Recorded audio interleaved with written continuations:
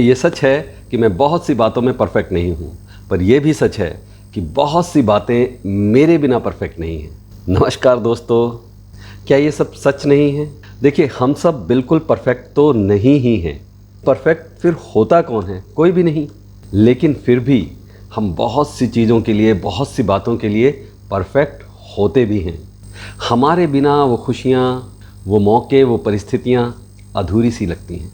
लेकिन हम इस सच को ना समझकर बिला वजह दुखी रहते हैं और एक दीनहीन सी भावना से भरे रहते हैं। तो आज बात इसी बात पर की जाए, क्यों और कैसे हम ये इन्फीरियर या कई बार इन्फीरियर फील करते करते भी सुपीरियरिटी कॉम्प्लेक्स में चले जाते हैं। जी हाँ, इन्फीरियर फील करते करते सुपीरियरिटी कॉम्प्लेक्स के शिकार हो जाते हैं। तो थोड़ा सा ये मनोविज्ञान भी जानेंगे और बहुत ज़रूरी बात ये भी कि साथ ही साथ कैसे इस स्थिति से बाहर निकलें, बाहर कैसे आएँ इस सब से, उस पर भी बात करेंगे।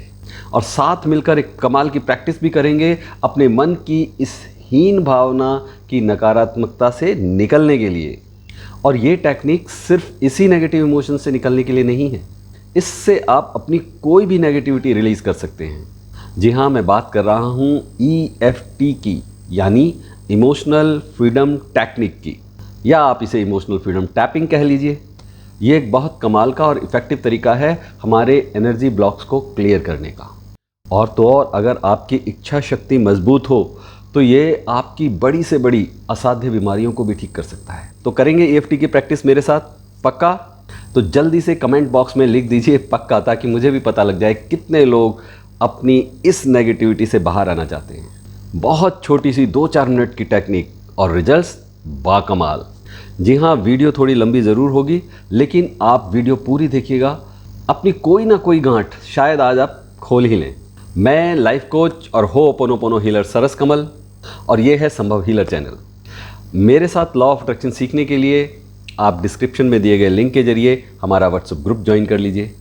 और वीडियो पसंद आए तो लाइक कीजिएगा, कमेंट कीजिएगा और अपने ज़्यादा से ज़्यादा साथियों के साथ शेयर कीजिएगा, ताकि आपके अपने प्रियजन भी इस हीन भावना के नेगेटिव जाल से बाहर निकल सकें। तो इस EFT प्रैक्टिस को करने से पहले हमें इस बात को समझने की ज़रूरत है कि दुनिया में कोई इंसान परफेक्ट नहीं होता। हर किसी में कुछ ना कुछ कमियां ज़रूर होती हैं।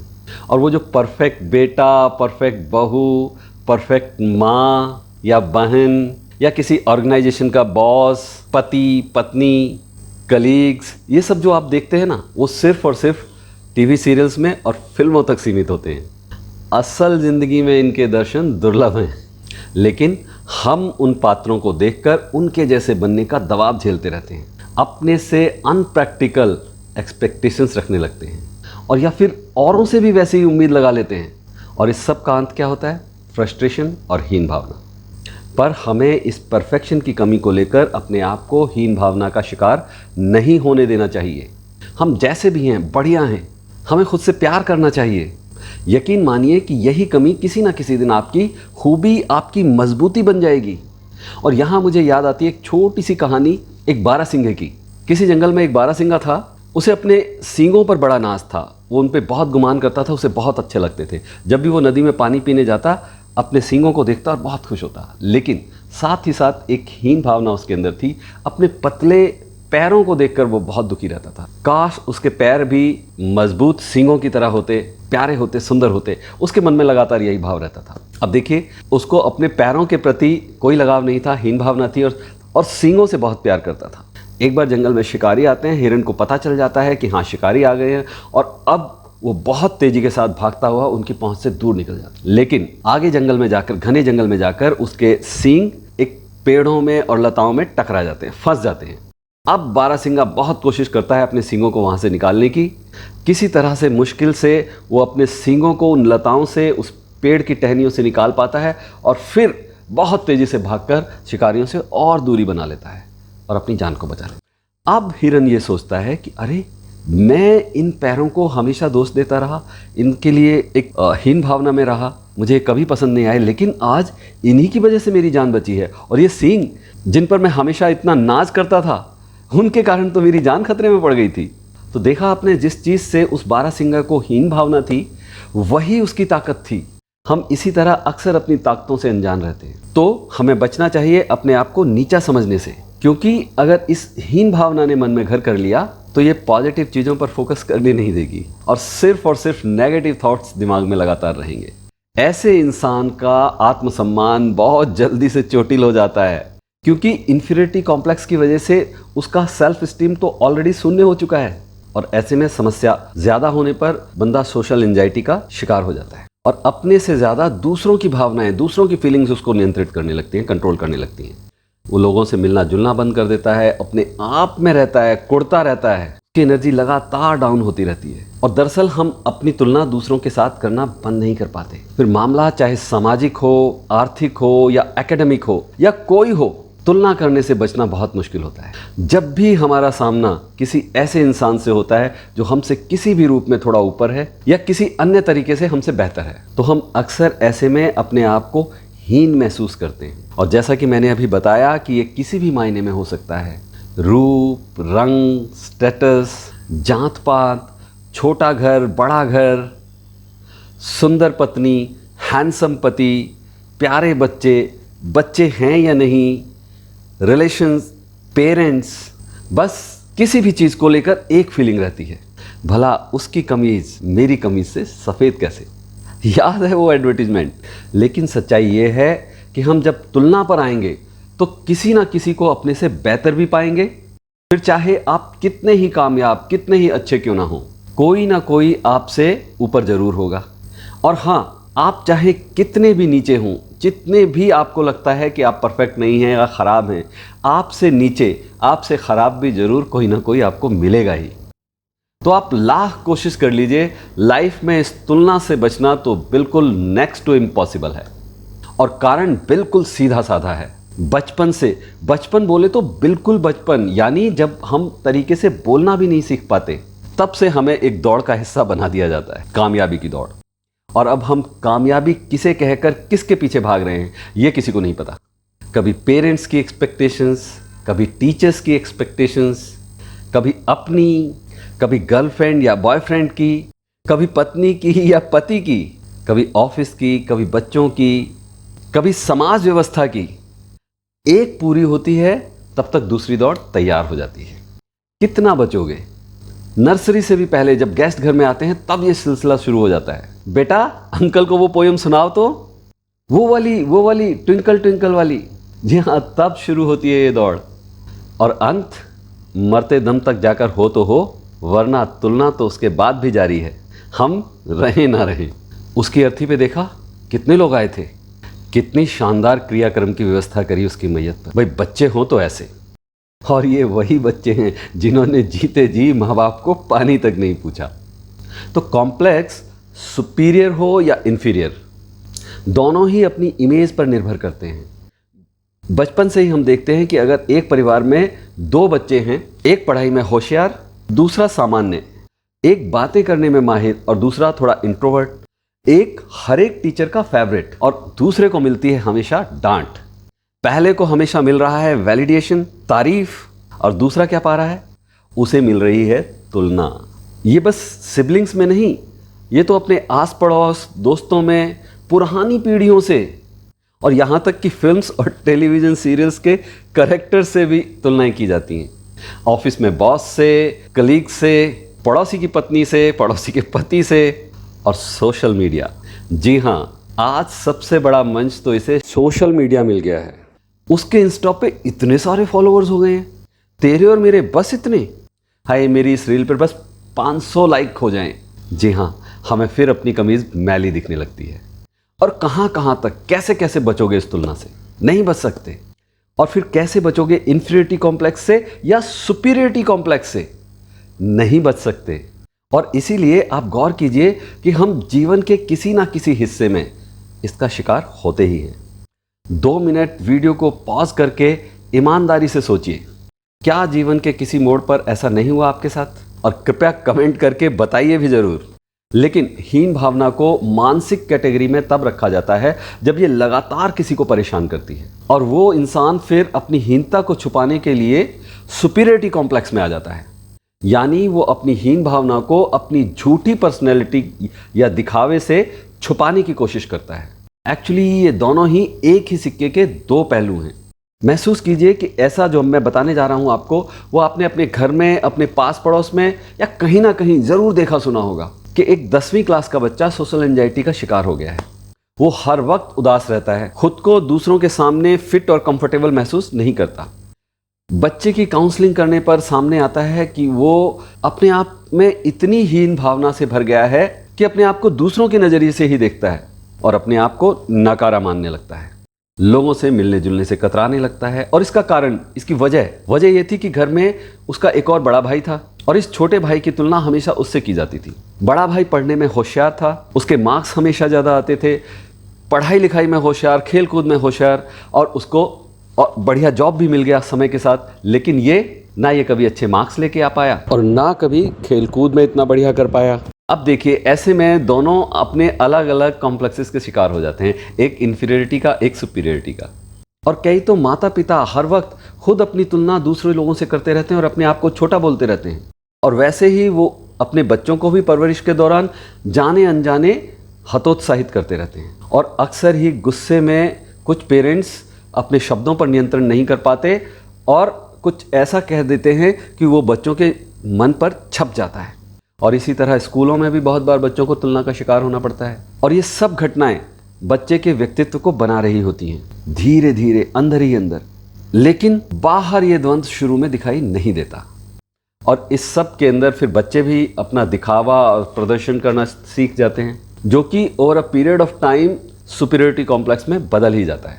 लेकिन जब हमें चेतना आ जाती है, अपने आप से प्यार करने की चेतना, तब हम तुलना को तुलना की तरह लेते हैं और तब ये नॉर्मल हो जाता है, ये समस्या नहीं रहती। और अब बात करेंगे इसके समाधान की, उपाय की। तो सोचिए भला कि आखिर ये हीन भावना है क्या, किसे कहते हैं? सीधा सा जवाब है, ये एक इमोशन है, एक फीलिंग है, नेगेटिव इमोशन। और ये कहाँ से आता है? इसका ओरिजिन ऑफ सोर्स क्या है, उत्पत्ति का स्रोत? तो ये हमारे खुद के भीतर से आता है, हम इसके जन्मदाता हैं। जब हम जीवन में अनजाने परफेक्शन के पीछे भागते हैं, आदर्श बनने की होड़ में औरों से अपनी तुलना करते रहते हैं, तो धीरे धीरे ये हीन भावना हमारे मन में घर करती जाती है। अब तुलना चाहे किसी से हो, खुद की किसी से तुलना या किसी और की किसी से तुलना, ये सिर्फ अवसाद, फ्रस्ट्रेशन, दुख, निराशा, गुस्सा, डेस्परेशन और हीन भावना, सिर्फ इनको जन्म देती है।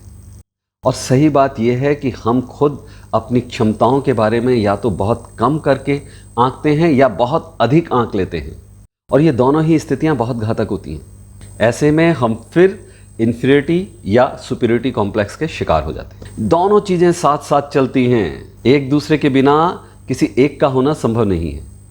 अपने को दीनहीन समझना, दूसरे लोग हमारे लिए कुछ करें, कोई मेरे लिए कुछ क्यों नहीं करता, इस तरह की फीलिंग्स भी जब मन के अंदर रहती हैं, तो भी ये हीन भावना धीरे धीरे अपना कब्जा जमा लेती है। यानी हमारा आलस, कामचोरी, आराम तलब होना और फिर काम के पूरे ना होने पर हीन भावना में घिर जाना, अपने आप पर तरस खाना। लेकिन अधिकांश परिस्थितियों में यही सच है। अब अगर यहाँ आपकी सोच की दिशा नेगेटिव हो जाए, आपका फोकस नेगेटिव साइड को पकड़ ले, कहने लगे कि हमारी इस स्थिति का कारण तो हमारा परिवार, परिस्थितियाँ या दूसरे लोग हैं, समाज या व्यवस्था आदि, हम नहीं हैं। और अभी कुछ देर पहले मैं भी कुछ ऐसे ही उदाहरण देकर आपको समझा रहा था। तो देखिए, बारीकियों को समझना होगा। सही बात है कि हमारी समाज व्यवस्था और हालात ऐसे हैं, पर सबसे ज़रूरी बात समझने वाली ये है कि हमारे हर इमोशन की जिम्मेदारी सिर्फ और सिर्फ हमारी होती है। जो भी हम महसूस करते हैं, उसे महसूस करने की जिम्मेदारी सिर्फ हमारी है, क्योंकि इसको हम कंट्रोल कर सकते हैं और तमाम लोग करते भी हैं। तो ये जिम्मेदारी तो लेनी ही होगी, यही इसको ठीक करने का उपाय है। वरना हम दुनिया भर को, अपने आप को, लोगों को, यूनिवर्स को या ईश्वर को, सबको दोष देते रहेंगे। और क्या होगा? हम हीनता के जाल में फंसते जाएंगे। दरअसल किसी बात का अर्थ कुछ होता ही नहीं है। अर्थ बस उतना होता है जो मतलब हमने निकाल लिया। एक ही बात का अर्थ मेरे लिए कुछ अलग हो सकता है और उसका मतलब किसी और के लिए कुछ अलग हो सकता है ना? यानी कोई भी परिस्थिति प्लस उसको लेकर हमारा कोई मतलब निकाल लेना इज इक्वल टू किसी इमोशन को जन्म देना। तो जब अर्थ या मतलब हमारा और उसके साथ ही वो ख़ास इमोशन हमारा तो उसकी जिम्मेदारी भी हमारी, राइट? और वीडियो छोड़कर अभी जाना नहीं, अभी बहुत काम की बातें और करनी सुननी है।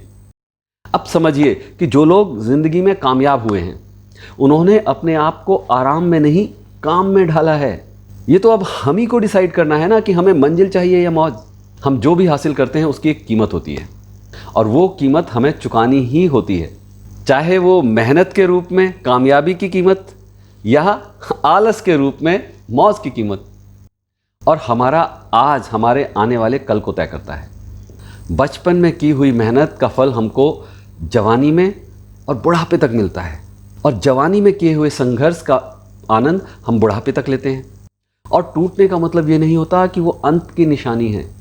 बहुत बार जब ख़राब समय में हम टूट जाते हैं तो ये हमको एक नई डायरेक्शन, नई दिशा देता है। मालूम, जब अंडा टूटता है तो क्या होता है? एक नए जीवन को जन्म मिलता है, नए जीवन की शुरुआत होती है। इसीलिए हमें अपने भौतिक लक्ष्य तो बेशक बड़े बड़े रखने चाहिए, कोई हर्ज नहीं, लेकिन अपने संतुष्टि और सेटिस्फेक्शन के लिए, खुश रहने के लिए वो इमोशनल गोल्स हमें बहुत छोटे और आसान रखने चाहिए। गोल पूरा हुआ तो भी खुश, नहीं हुआ तो भी खुश, ताकि किसी तरीके का कोई असंतोष मन में ना रहे और किसी तरीके की कोई हीन भावना अपने मन में ना आए। और क्या क्या करना चाहिए इस हीन भावना से दूर रहने के लिए? तो स्वास्थ्य सबसे ज़्यादा ज़रूरी है हमारी ज़िंदगी के सेटिस्फेक्शन और खुशियों के लिए। तो अपने स्वास्थ्य का ध्यान रखें, पूरी नींद लें, व्यायाम करें, अच्छा हेल्दी समय पर भोजन करें, क्योंकि किसी भी नेगेटिविटी को दूर रखने के लिए हमारे स्वस्थ तन मन का होना बहुत ज़रूरी है। और इसके लिए हम योग, मेडिटेशन, इस तरह के कदम भी उठा सकते हैं। और पॉजिटिव सोच को अपनी आदत बनाएं, पॉजिटिव किताबें पढ़ें, उदाहरण पॉजिटिव लें, सक्सेस स्टोरीज़ को पढ़ें, सुनें। इन सब से भी हमको पॉजिटिविटी और सकारात्मकता मिलती है। तो अपनी सोच को धीरे धीरे सही दिशा में, पॉजिटिव डायरेक्शन में, उस तरफ मोड़ें। और एक ज़रूरी एलिमेंट, आराम, विश्राम करें, अपने आत्मबल को, अपने मनोबल को बढ़ाएं, अपने आप को आराम देने के लिए समय दें, अपनी ऊर्जा को रिकलेक्ट होने के लिए समय दें, टाइम दें। इसका भी अपना बहुत महत्व है।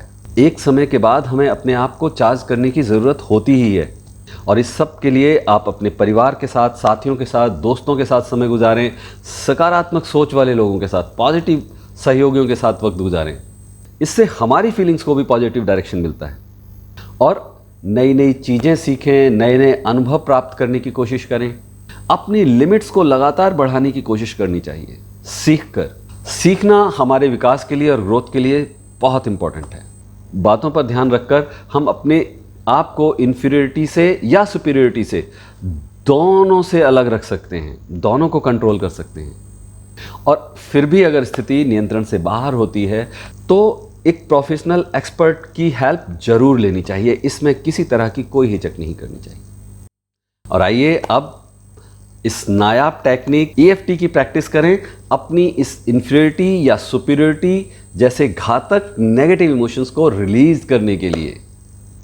EFT यानी इमोशनल फ्रीडम टेक्निक, ये एक बहुत पावरफुल टेक्निक है। ये एक्यूप्रेशर टेक्निक की तरह काम करती है। हम अपने अलग अलग मेरिडियन पॉइंट्स पर, एनर्जी ब्लॉक्स पर टैप करते हैं, जिससे हमारे एनर्जी के ब्लॉकेजेस क्लियर होते हैं। आइए अब शुरू करें। इसके लिए हम सबको एक सीधी पोजीशन में, आरामदायक पोजीशन में बैठ जाना है। अब रिलैक्स होकर बैठ जाइए और देखिए, ध्यान दीजिए जहाँ मैं टैप कर रहा हूँ, हथेली के इस हिस्से पर, जिसे कराटे चाप बोलते हैं, यहाँ हमने टैप करना शुरू करना है। और आप मेरे साथ दोहराइए जो मैं दोहरा रहा हूँ। हालांकि मैं बहुत बार ये इंतज़ार करता रहा कि दूसरे लोग मुझ पर भरोसा करें, जबकि मैं खुद ही अपने आप पर भरोसा नहीं कर सका।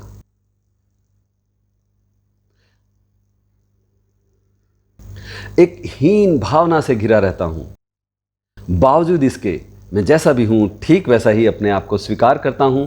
मैं अपने आप से बहुत प्यार करता हूं। हालांकि मैं अक्सर अपनी ही क्षमताओं पर शक करता हूं, संदेह करता हूं, अपने आप पर भरोसा नहीं कर पाता। बहुत बार नाकामयाबी के भय से नया कुछ करने से डरता रहा, शुरुआत ही नहीं कर सका। और इस सब से मैं अपने आप को नेगेटिव इमोशंस में डाल लेता हूं, और पूरी दुनिया मुझे अपने से बेहतर लगती है। मैं अपने आप को असहाय और बेचारा समझने लगता हूं। लेकिन इस सब के बावजूद मैं जैसा भी हूं ठीक वैसा ही अपने आप को स्वीकार करता हूं। मैं अपने आप से बहुत प्यार करता हूं।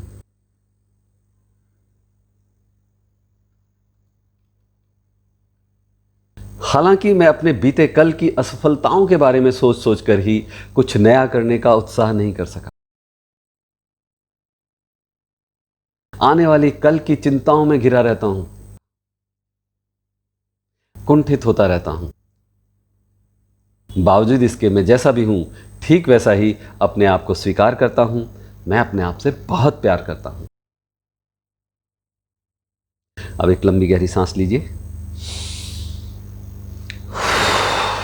सांस छोड़िए और अब हम अपने मेरिडियन पॉइंट्स पर, एनर्जी ब्लॉक्स पर टैप करेंगे। देखिएगा मैं कहाँ कहाँ कर रहा हूँ। इन 2 उंगलियों से या 3 उंगलियों से आप टैप कर सकते हैं। अपने आज्ञा चक्र से शुरू करेंगे, आईब्रोज के बीच से टैप कीजिए। मेरे अपने आप पर सारे डाउट्स रिलीज छोड़ दिए। अपनी क्षमताओं पर शक करते रहना, रिलीज छोड़ देता हूँ, रिलीज करता हूँ।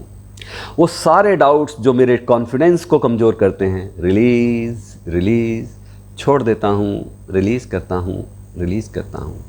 आने वाले कल को लेकर मेरे सारे संदेह, सारे डाउट्स, रिलीज छोड़ देता हूँ। बीते कल को लेकर मेरे सारे रिग्रेट, सारे गिल्ट, रिलीज छोड़ देता हूँ, रिलीज करता हूँ। वर्तमान को लेकर मेरी सारी चिंताएं, रिलीज छोड़ देता हूँ, रिलीज करता हूँ। मेरी सारी हीन भावना, रिलीज। मेरी सभी तरह की हीन भावना मैं त्याग देता हूँ, रिलीज करता हूँ। मेरी सुपीरियरिटी, रिलीज छोड़ देता हूँ, रिलीज करता हूँ। अपनी सेहत संबंधी हीन भावना मैं रिलीज करता हूँ। और अब हम टैप करेंगे अपनी उंगलियों पर बारी बारी से, उंगलियों पर जहाँ स्किन नेल से मिलती है उन पर 2 उंगलियों से या 3 उंगलियों से इस तरह से सपोर्ट ले लेंगे हाथ का और ऐसे टैप करेंगे। रिश्तों के संबंध में मेरी हीन भावना, रिलीज। अपने करियर को लेकर मेरे डर, चिंताएं और मेरी हीन भावना, रिलीज करता हूँ। रुपए पैसे को लेकर मेरी हीन भावना, रिलीज करता हूँ, छोड़ देता हूँ। अपनी ज़िंदगी के सभी पहलुओं के मेरे डाउट्स, मेरी हीन भावना, रिलीज छोड़ देता हूँ, त्याग देता हूँ। मेरी सभी चिंताएं, मेरे सभी डाउट्स, मेरी सारी इन्फीरियरिटी, मेरी सारी सुपीरियरिटी, रिलीज।